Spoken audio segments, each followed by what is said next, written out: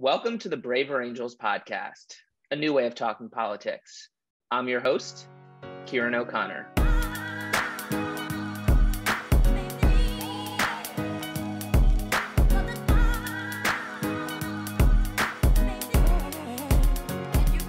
I'm joined today by what I like to consider three of my best friends, the All-Star Squad, John Wood Jr., Braver Angels National Ambassador, April Lawson, Managing Director of Braver Angels Debates, and Monica Guzman, Braver Angels Director of Storytelling. We're coming together as a roundtable today to discuss how we can keep the faith at a time when America seems to be sliding deeper and deeper into the darkest forms of political polarization and partisan animosity, even while Braver Angels continues to grow our membership, grow our programming, grow our voice in the conversation. It seems that the larger polarization in America is getting worse. And it's very easy to become discouraged, disillusioned, and oftentimes depressed. I feel it myself. Oftentimes when I tell people what I do for work, they give me a sarcastic, "How's that going for you?" in response. And sometimes it feels like it's not going very well. And I think that a lot of our listeners, whether they're engaged in this work of depolarization or they're just citizens who are bemoaning the current state of affairs, it's easy to feel doubt and despair. So I wanted to tackle this issue directly, and I want to go around first and just hear personally from each of you, how do you keep the faith at a time like this? John, you're a person I often turn to in these moments. I will start with you. Yeah, man, that's what I'm here for, keeper of the faith, as it were. I think that I draw my, I draw my encouragement from a couple of different places. One is history. You look at the history of American society. It's just the obvious fact that we've been in just critically dangerous moments in the life of our country before. And of course, some of these are episodes that we would never want to repeat again. I mean, we've been through Civil War, world wars, epic civil unrest in the 1960s, the Great Depression, all these other things. But I think that it's fair to say that American democracy has proven itself to be resilient. This republic has shown itself to be resilient over the course of many, many different challenges. Because, the American people, I think, are resilient. And, the other thing about that, though, is that resilience shows up not just in our ability to endure adversity, but in our ability to show up for each other. And so part of why it's easy for me, easier perhaps for me to keep the faith is that I'll just admit this. I'm in a very privileged position because I get to work with you all and our thousands and thousands of friends and fellows across the country at Braver Angels and this larger sort of civic bridge building movement for that matter. We frequently get to see the very best in folks in American sort of democratic and political life. And so it's hard not to be encouraged when you see people who are, really doing the hard work and the soul filling work, of leaning into curiosity and goodwill with their neighbors every single day. So, I go to y'all for encouragement, man. It's not, it's definitely a two-way street. April, I have the same question, but also first, do you feel sometimes the discouragement that we often hear from people when we try to bring them into our work? And how do you process that? Yeah, I absolutely do. I think it would be tough to be particularly politically conscious and not. I don't tend to talk about this, in public all that much, but I do go through ups and downs with this work, and it's very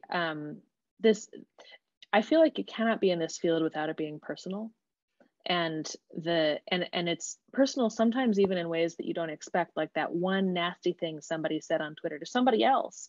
They maybe said it to somebody else, but you're like, man, even you will say things like that. And like, it's very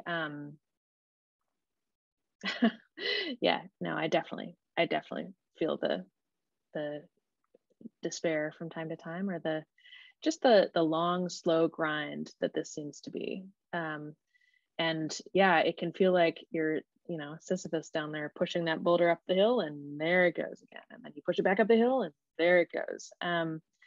So I totally relate to that. I think I as for how I keep the faith, you may hear some similarity between my answer and John's. The first thing I think is that this work, like almost all the important work that happens in the world, cannot be done alone. It has to be done in relationship. If I didn't have you three and David Blankenhorn and a couple other really important people to me, I just couldn't do this. Like, I would burn out pretty fast, honestly. So that's the first thing. And then I really think, like, I was sitting next to somebody on an airplane the other day who had just, like, he said that he used to be all about politics. He was I think a blue, but he had just withdrawn, to the extent that when his daughter was like, "Dad, why didn't you care about this stuff?" He'd say, "Honey, I just can't. I just can't." And what I found myself saying to him was, I can't make a case for why this is going to work out. I can't tell you how the news is going to become positive again. I can't tell you how we're going to solve climate change, because that was one of his big issues. I can't even tell you how we're going to, have a civil next election.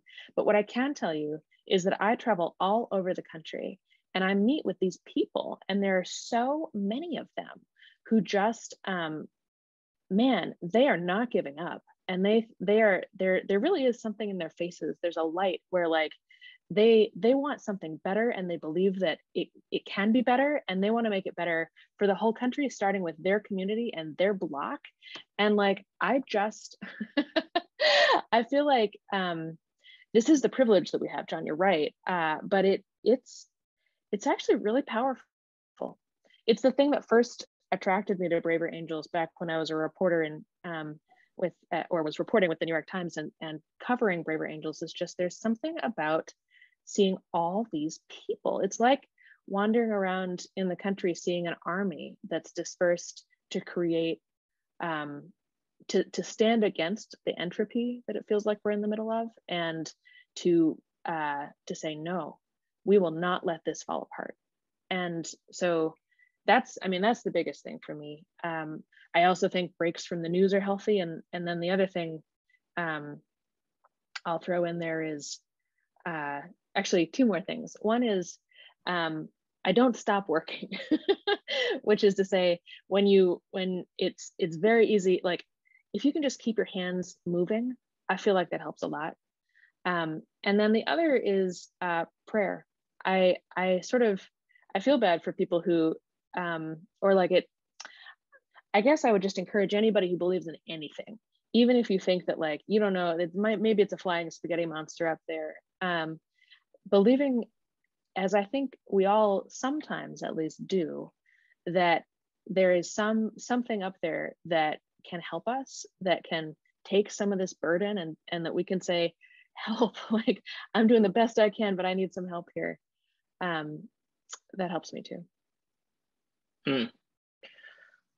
Monica, this year you published a book about curiosity and how empowering that can be at a time of despair, and at a time when I think people's despair is often fueled by a feeling of helplessness. What did you learn from writing that book and from your travels promoting that book that has given you hope that that kind of message can actually spread and maybe start to make a bigger difference in the world? Yeah, It's been a transformative several months because I've been all over the place, from Florida to small town Ohio, New England, everywhere. And so here are a couple of things. One is that when you talk to conservatives, libertarians, liberals, there is one thing we all agree on, and that is that there has to be a better way. So we all agree on the problem. We're stuck in it, but there really is a broad agreement and consensus on that point. And so I keep a lot of faith from that. The other is that while my research did show me that we are wired to divide, we are, for a bunch of good reasons, including we want comfortable lives. And so we want to be around people who are like us, especially in times of anxiety. And so we see the sorting that has happened, and it makes sense. It makes division natural. We are also wired to connect. And in particular, I think that the arena of connection that is so powerful, none of us can even begin to really understand it, is conversation. The instincts that jump in a conversation to name commonality with someone else. Put yourself in an event where you're getting to know strangers and somebody goes, oh yeah, and I majored in sociology. And you go, if I majored in sociology too. Oh, I went to that school. Oh, I also traveled to that place. Blah, blah, blah. We're wired to connect. The only issue is that we tend to interact in places where that becomes harder. We can fix that. The other thing, though, maybe the biggest thing, and I think this is pretty magical, actually. Like, now that I think about it, I'm like, wow, this is cool. But I now don't believe that what I see out there representing our discourse is actually real. In other words, I think that it is easy to feel hopeless and helpless if you look at the signals, you look at the media, you look at the headlines, you look at the terrible comments people send to each other, and you go, this is who we are. It's not. It's not. It is an extremely small sliver of extremely activated people who are very consumed, most of them, by all of this. There's even recent studies that are coming out that, as you all know, there's been studies, pretty chilling ones, about it appears that we are more okay with political violence. Well, now there's been follow-up studies saying, you know what? We're pretty sure we overrepresented more extreme partisans in those polls. So I think we're living in a funhouse mirror, and I'm looking around at all those signals that tell us it's all hopeless, and I go, I don't believe you. That's not actually who we are. That's a funhouse mirror of who we are. And that calms me down. Yeah, I resonate with what each of you have said. One thing that's been challenging for me is I have people in my life who I trust and respect who are suspicious of what we do, think it's pointless and naive. And it's tough when you have people that you respect and trust who feel that way, because it can kind of seep in. And then to April's point, when you read the news, what you're often reading about is the actions and rhetoric of our leaders.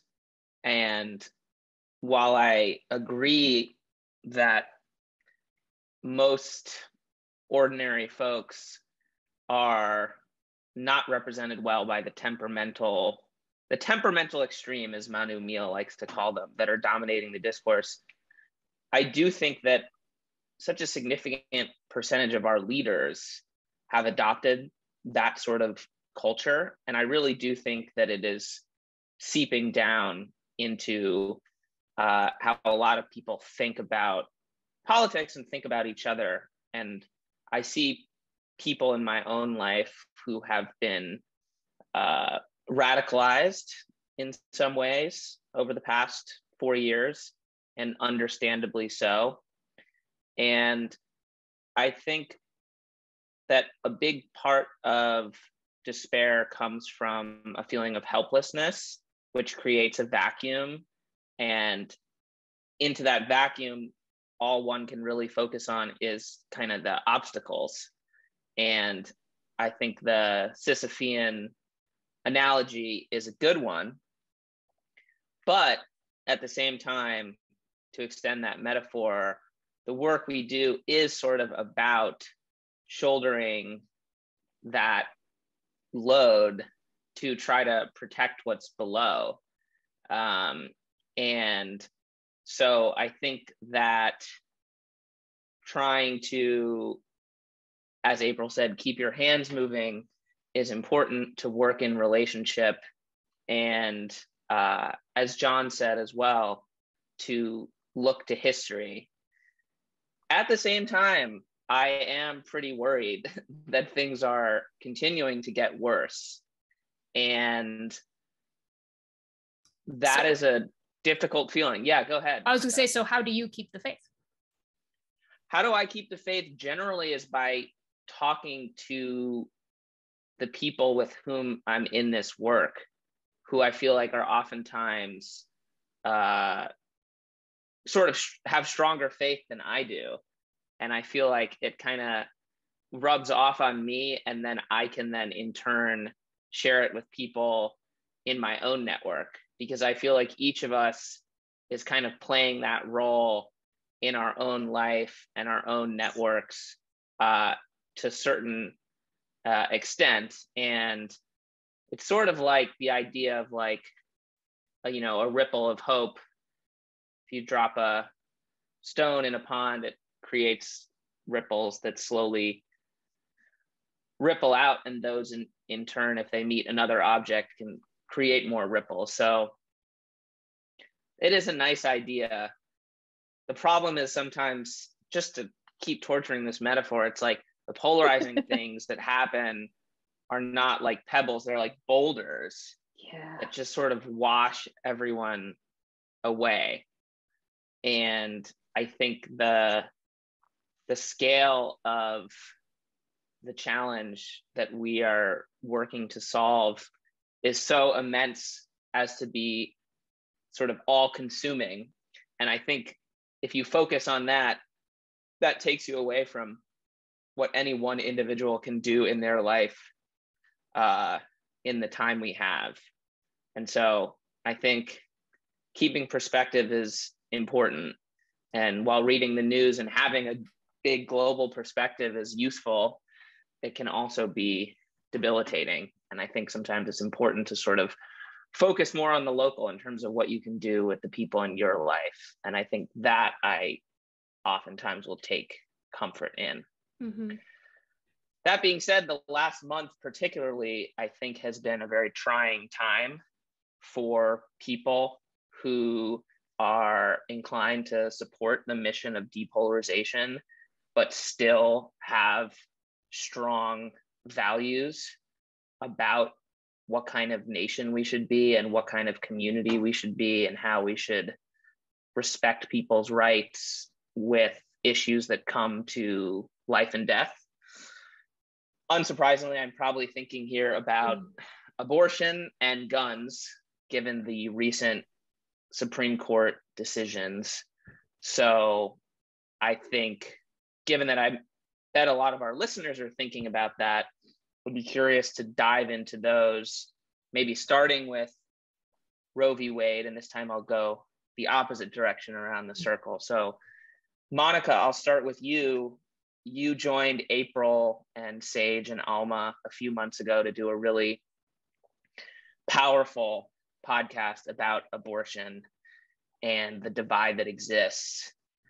I don't know if you guys thought then that we'd be here where we are now, but here we are. The Supreme Court overturned Roe v. Wade essentially overnight. About half the country, abortion is now going to be illegal and inaccessible within those states. Obviously, women who want to get abortions, some of them will be able to travel to a different state and get an abortion, but it's going to be a lot more difficult. And they're now living in a state where that decision is criminal in a sense.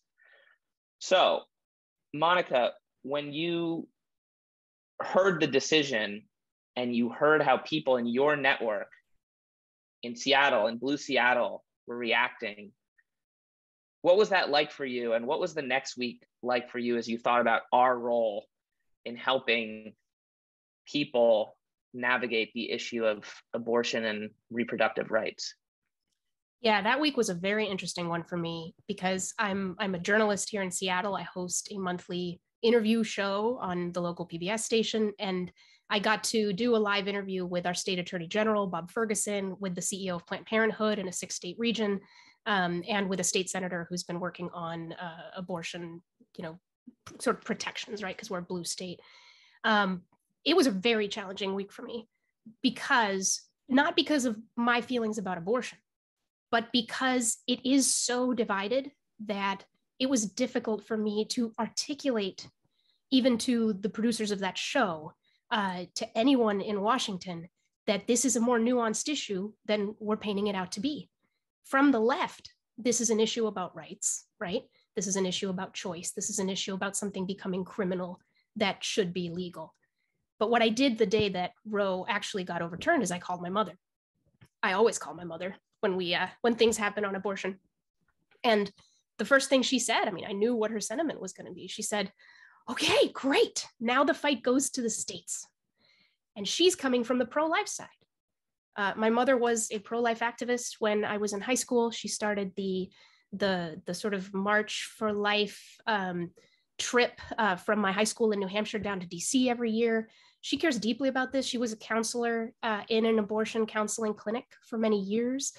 And actually today I gave her a call and asked her more questions about that time and got to hear from her about it. But anyway, back in that week, that was my challenge. My challenge was, because I'm at Braver Angels, because I'm obsessed with depolarization, because I'm trying to figure out how to bring two sides together when it's the last thing they want. What that means is that for me, I see the issues and they're frustrating and I'm trying to combat them. For example, I think there's a big thing on the language of an issue like abortion. A lot of media really does talk about it, abortion rights, but from the right, from the pro-life right, it's about the sanctity of human life. And so to cast it constantly as something about somebody losing a right completely ignores that for a huge chunk of the country, this is about restoring humanity and the respect of that. And so even though I am pro-choice, I am now kind of embodying the frustration, not because I want the pro-life side to quote unquote win, but because I want America to have a better conversation that is honest and can name and frame issues responsibly so that all can participate and be seen. And so all concerns are acknowledged and put on the table. So it was very challenging to prepare for that show. I asked our state attorney general point blank, like, hey, your job is to represent the rights of Washingtonians. For many on the pro-life side, that includes they would call unborn children in the womb. And he didn't really answer that question. And I can't blame him because he has to focus on, where he is in a blue state. So anyway, I could go on, but that being able to call my mother and have a conversation where we found common ground, we really did. And I could say more about that. I cried with her because I was upset personally, but I actually left that call really encouraged because it was a reminder for me that I have access to that most of my friends on the left do not, which is I love someone who is very, very devoutly on the other side of this issue and who I know has extraordinarily good reasons for being on that side and with whom I can have really nuanced conversations about the good values that are put into tension. April, you've talked before on the podcast about your pro-life position and the nature of it and how and why you've arrived at those feelings. How did you react specifically to the ruling and the aftermath? Yeah, as soon as you brought this up, my eyes started watering because I swear there's something about this issue that I just start crying. I don't know why, but or rather there are probably reasons, but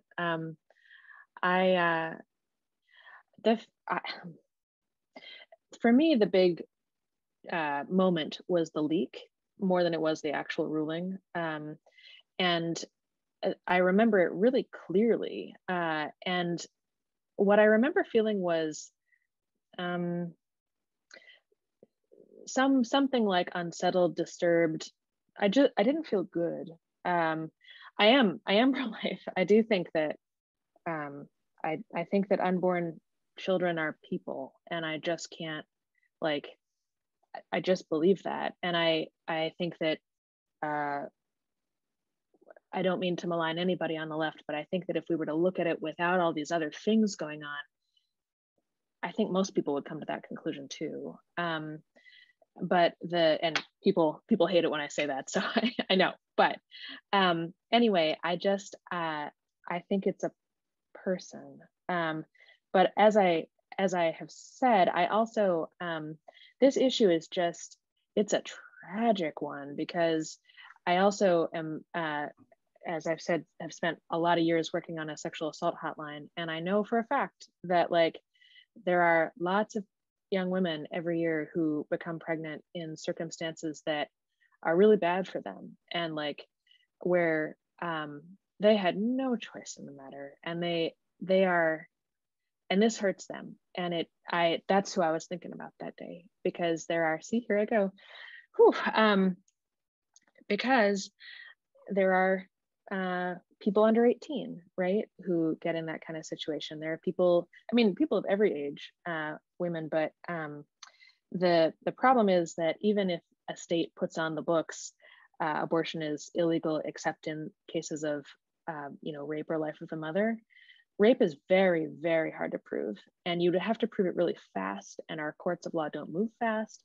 And often people in that kind of situation are afraid, for good reason, of what might happen if they report things. And so I just, so what I did that day was, was what I do every time something big and like, oh, this is an earthquake happens in our country, which is I just reached out to the people around me and was like, how are you feeling? How are you feeling?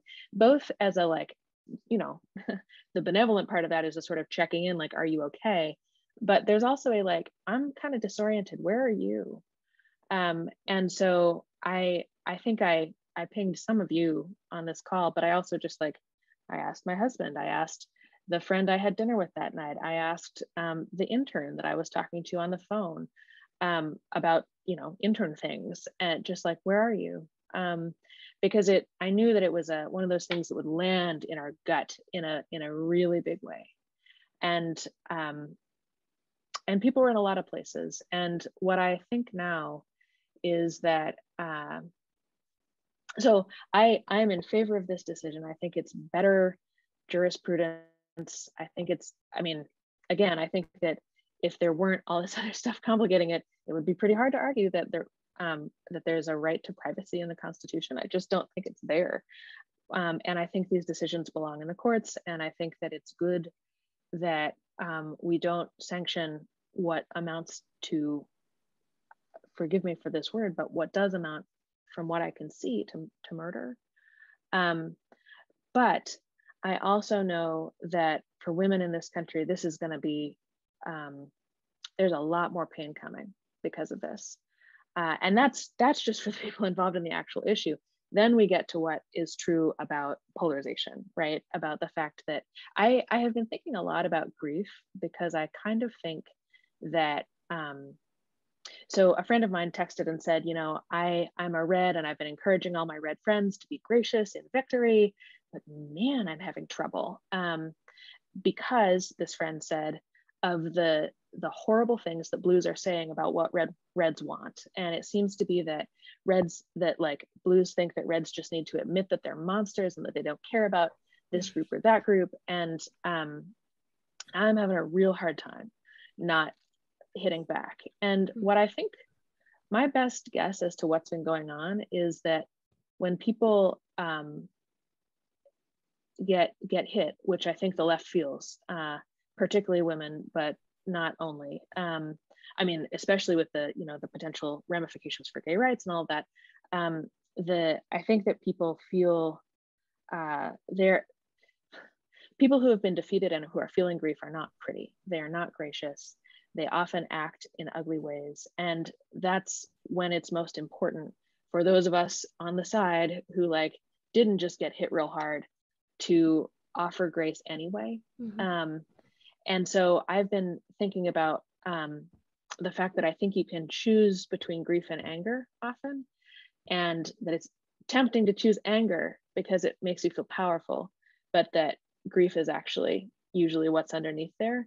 And it's the thing that can lead to healing and to some sense of purification as a do you think though, April, that grief requires acceptance, anger doesn't? I wonder if that's why it's so hard, because the way that we've done most of our discourse on polarizing issues is it's a fight, and it's a fight to the end, and if we lose this election, we'll win the next one, and we'll just keep beating them down, undoing what they've done, whatever it takes. Doesn't matter what institution we damage, doesn't matter, it's worth it. We're all gonna die. You know? Yeah. Don't. Yeah, well, I find that to be a really, I mean, not that this, I'm sure we all feel this way, but like kind of there's a heresy in that, right? There's something that says this political issue is more important than our society. And this is, by the way, Ciaran, my argument to your friends who think that this work is naive. I think that there are a few causes that are worth destroying a society over, but boy, it's a high bar. And most of the ones that we talk about that way are not. And it is, it's a betrayal of our, again, I'm going to use this word, like duty, our loyalty, our responsibility to hold this place together and to know what we have before we, turn around and light a match and drop it and walk away, which is what I feel like a lot of people seem to want to do right now. John, you recently wrote a newsletter about your own experience with the issue of abortion, and I thought it was very humble and powerful. For listeners who might not have read your newsletter, can you briefly talk a little bit about the contents of that newsletter and what it says about your reaction?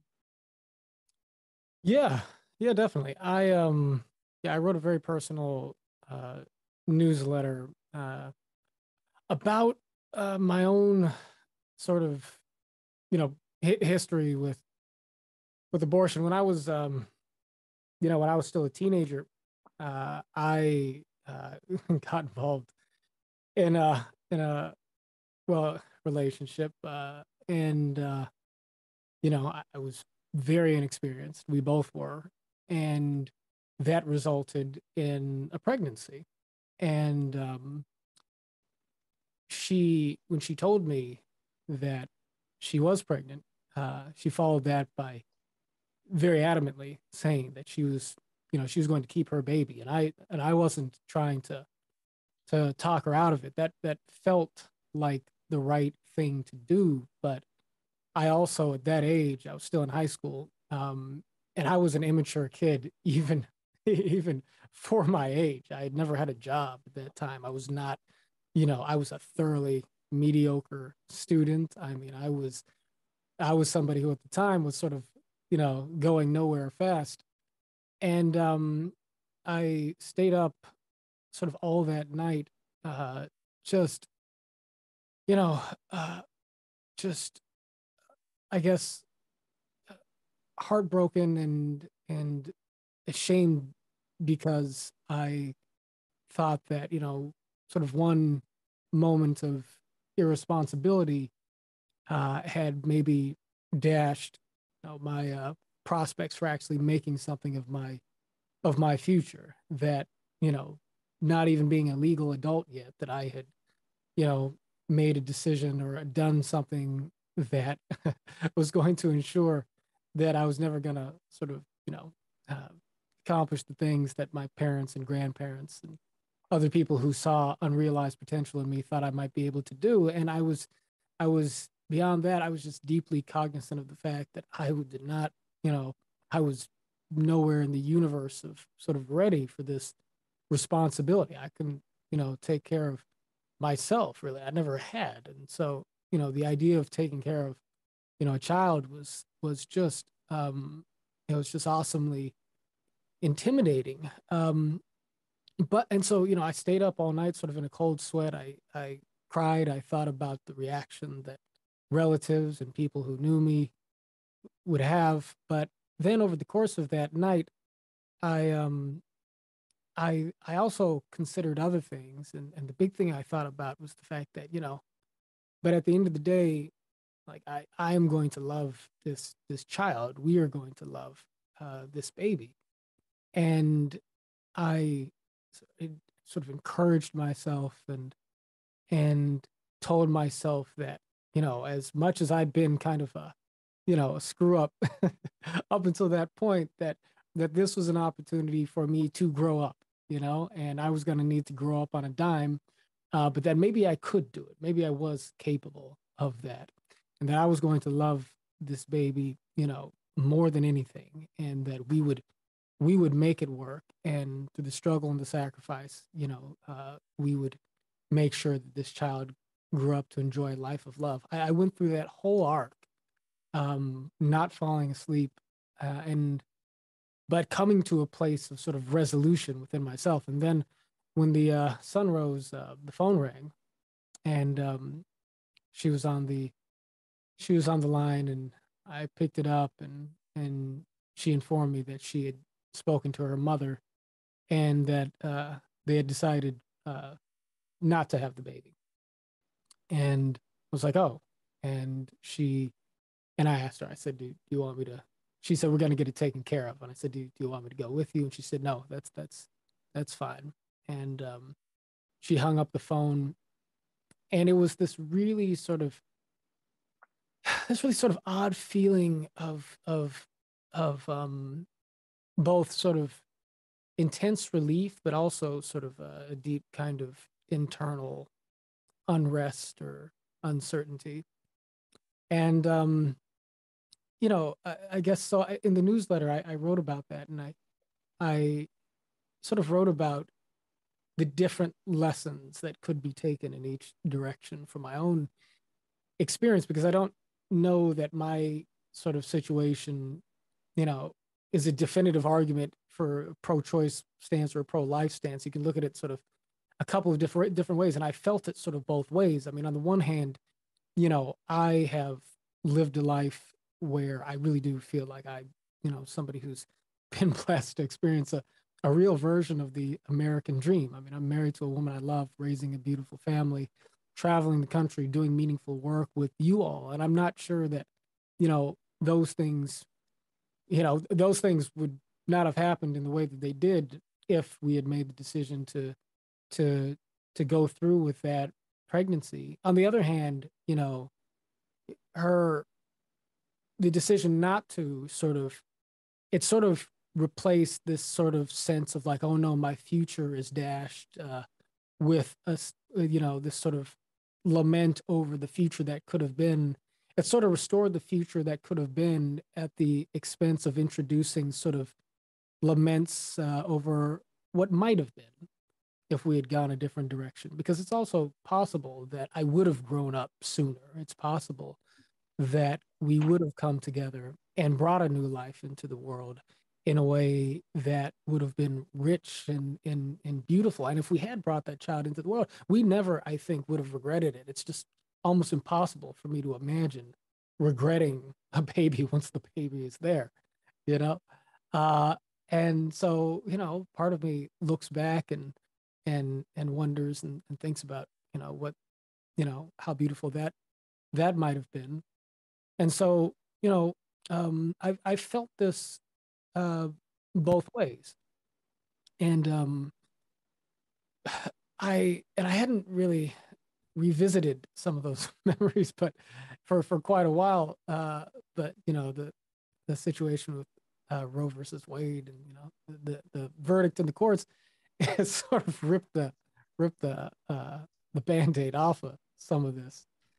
And what the newsletter was ultimately calling for was just what we're always calling for, which is a deeper recognition of the serious humanity that exists on the different sides of this. And I received a lot of love from so many people. The outpouring your responses, Brave Angels members who are listening to this, to me sharing my story was just so deeply heartfelt that it really moved me. Some folks did say that, yeah, but your story is kind of irrelevant because the question isn't whether your personal view on abortion is this, that, or the other, but rather what is the role of the government. But we start, I think, with people's human experiences because it is from our experiences that we tend to arrive at our political positions, right? And that doesn't mean that people with similar experiences don't arrive at opposite political points of view, but it is important for us to sort of understand the lived experience, behind the views that we adopt, and that if I walked the world with sort of deep complexity kind of over this issue, it has something to do with the nature of my own sort of experience with it. And so yeah, man, it's this is a moment of vulnerability for me. I have to say, like, especially listening to you reiterate that story, which is so powerful, it's coming up for me that having the argument without having the story in a time of such distrust only digs us into deeper holes. We're all trying to skip the story. We're all trying to say that they're irrelevant. We're wrong. It's these stories that actually reveal the truth. It just is. Yeah. And the truth is unfortunately not something that I really liked, John, that you said you felt it both ways, because I have too. I'm not going to talk about it very much, but I had a pregnancy scare in college at one point, and the idea that the government would be able to tell me felt really something about what just felt so violating. And like anyway, wow. I think that this story, and I'm going to skip the rest of that, but because anyway, but I think that we live in a world where it's not as clean and dry or as cut and dry as like there's a right answer and a wrong answer. Sometimes there are two answers that are right and wrong somehow. And like, I really like what you were saying, Mani, about stories, because stories are one of the only ways that I feel like you hear the right and the wrong and the right and the wrong and exactly. The like, what? Yeah, we're not, we don't have the luxury of living in a simple world in that way. Exactly. Yeah, I was going to say similar things and also just express my appreciation to you, John, for sharing that now and also doing it in the newsletter.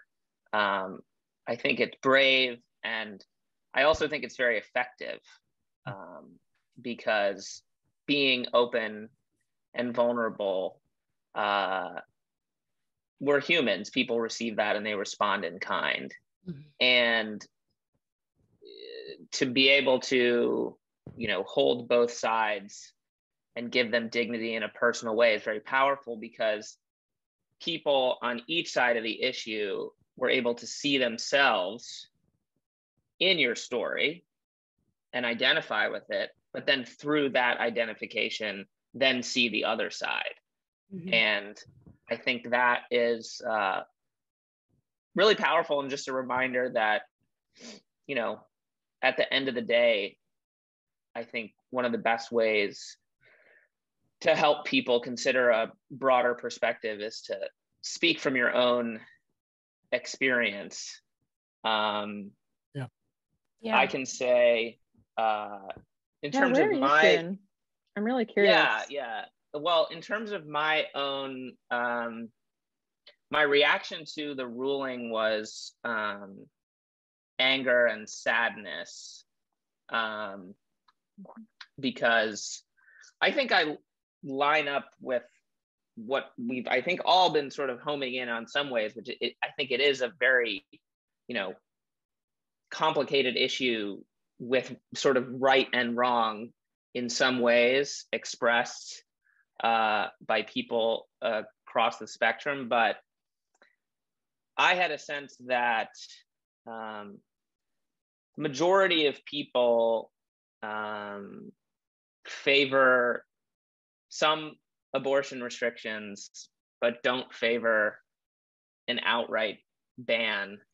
And if you look at polling, the number of women who support an outright ban is lower than men. And to have sort of overnight, the Supreme Court, which is made up of 7 men, kind of just throw that out, and then overnight have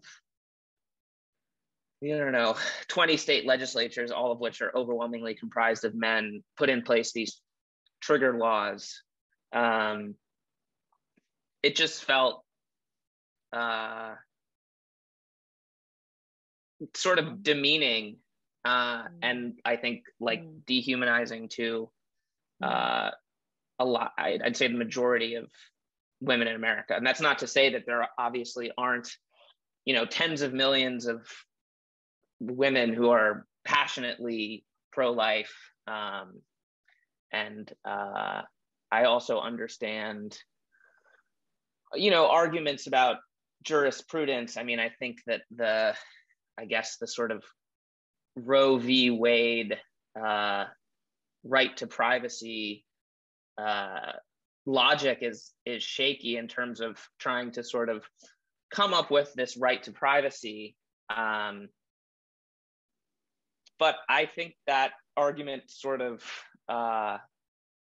it's important, but it's not that important, because there are a lot of rights that are not enumerated in the Constitution that are, I think the Constitution as written, our country is about sort of filling out those values that are not enumerated in the Constitution.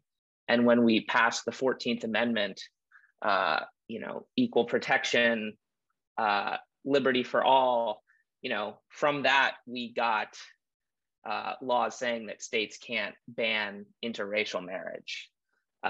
We got the decision saying states can't ban same-sex marriage and a host of other contraception. None of those rights are enumerated in the Constitution. And I think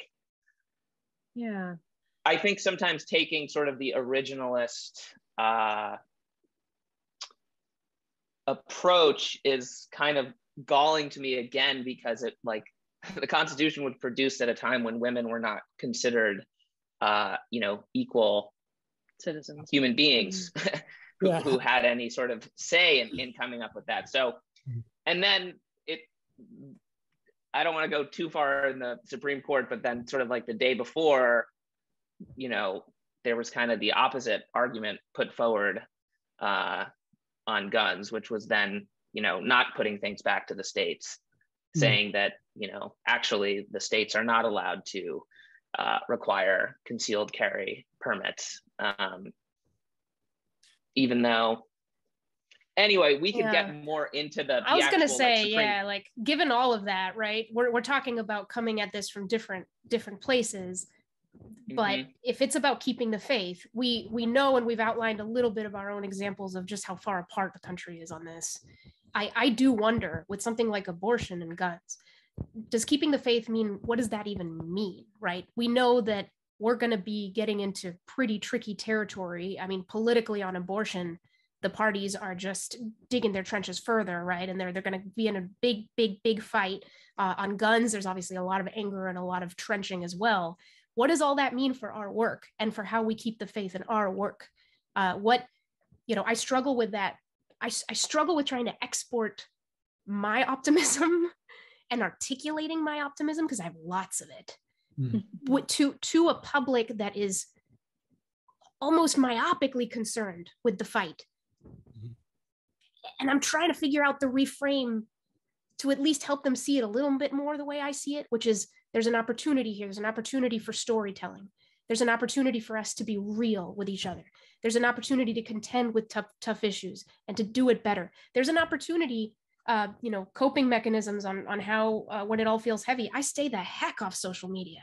That stuff is not what we really feel. It's what we want to signal. It's different. So, what do y'all think of that?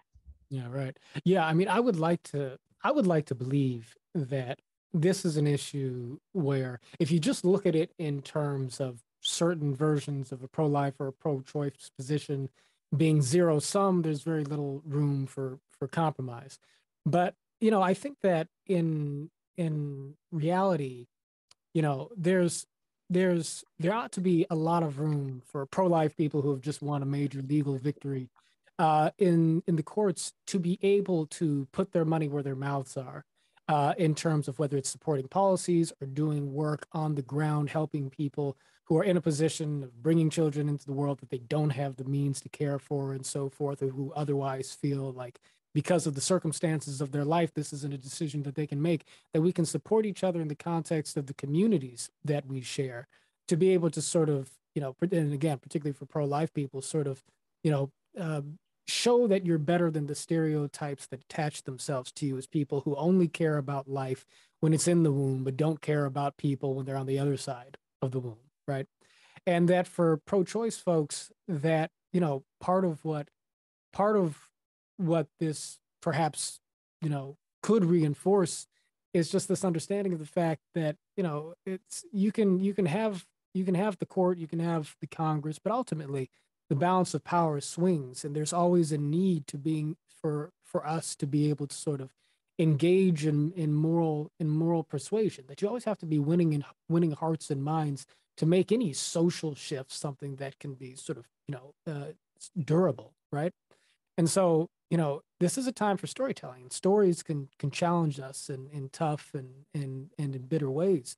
But if there are in all 50 states powerful stories to be shared that would seem to point to the need for women to be able to have this legal choice so as to maintain the dignity of their personhoods in a free society, the way to make that case is not necessarily to just sort of demonize folks on the other side for, seeming to not care about, women's rights and women's liberty. I mean, that the argument should be made for folks who believe that, but the stories that underlie them are part of what humanize the arguments. And so while we go back and forth on what the law should be, there's still a lot of work that we can do together as a society to say that, okay, well, how is it that we can maximize our ability to take care of life when it comes into the world, to take care of human beings so that they are least likely to feel themselves trapped in a position to where, they're being forced to make one decision or the other. There are things that we can do outside of Congress, outside of the courts, outside of the legislature, if we remember the power we have to be a positive influence on one another. When we forget that power, everything reduces itself to who's in the White House, to who's appointing the justices, and so forth. And everything becomes zero sum. And yet the pendulum continues to swing, right? The enduring change comes in the way that we treat each other in society. And that's what I want to see people have some faith in. Definitely. I agree. And I want to tell y'all, speaking of stories, perhaps the most powerful Braver Angels event I've ever been part of was the Braver Angels debate on abortion that was on May 19th. And there's something, because one of the challenges we have, I think, is that people think either you tell stories and are wishy-washy and, oh, that's nice, or you debate the real stuff, right? And the truth is that that's false. That is not true. That is a false dichotomy, and that on nowhere it's as important here as it is anywhere to do this right and to remember that actually you can do both. And so, Ciaran, I want to just recognize I really appreciated the way that you expressed your reaction to all this, because I was the one who used the word jurisprudence earlier, and you said, yeah, okay, jurisprudence, but this was demeaning. And I hear that, and I feel like that is what I'm seeing in my blue friends is yeah, okay, jurisprudence, but that's not what this is about. This is about something more fundamental and more sacred than that. And so the best I can offer in terms of keeping the faith and hope is, I told you what I did in my private life. I started calling people and asking how are you doing? What's going on? Where are you? Where am I? After the leak. But what I did in my professional life is start organizing a Braver Angels debate about abortion. And our team, boy, we wrestled hard with this. And we ended up with a resolution that was, people were especially the blues, frankly, were no, I want to talk about it straight on. I don't want any interesting angles. I don't want any like metaphors. I want to talk about this straight. And so we talked about it straight, and we spent a long time trying to prepare for like, oh my gosh, what happens if this breaks out? What happens if this derails in this way? But we got there, and we offered two fundamental pieces of advice from the chair. The first three, actually. The first is, remember that this is personal. And that will be true for almost all these conversations. And John, you illustrated that beautifully, right? That like, in any room where you have at least a few people talking about abortion, there are people who have had real deep, like painful experiences of every stripe you can imagine, and three that, several more that you haven't. And so it's personal. We have to live with each other after this. And also we have to learn to have this debate, because now the battleground is the states. And I can't imagine it's going to get prettier. And so, so that's what we started with. And people just responded in the most beautiful way. What it was essentially was a debate of stories, which is to say, it was one person who said, I used to work at a health clinic for low-income people. I saw a lot of folks in really difficult situations. If abortion hadn't been legal, I don't know what they would have done. And then somebody who got up and said, it was interesting. She gave a very like eloquent, well put together, but somewhat firm, polished speech about the logic of pro-life positions. But then somebody asked her a question. I asked her the question. I was like, this woman has a big heart. She can handle it. And so I asked her the hardest question that had been pre-submitted, which was, it was something like, the questioner said, I live in Texas and we're already seeing girls as young as 9 being forced to carry to term pregnancies that started in sexual assault. What about their rights? Mm-hmm. What about their rights? And this woman, the second speaker who had given this polished speech, immediately started crying and said, I have an 11-year-old daughter. And I don't know what I would do in that situation. I don't know. I would want to protect her, and I don't know what that would mean. And she, it was clear that she said, I'm very Catholic. I have been raised a certain way, but I don't know what that means.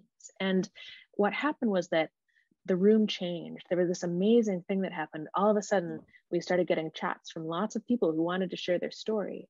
And we had someone who, said, I want to speak because I was the girl who was pregnant in high school, and it would have ruined my life. We had someone speak who said, like, I felt like Planned Parenthood was pressuring me into an abortion, and I have my son because I stood up to them.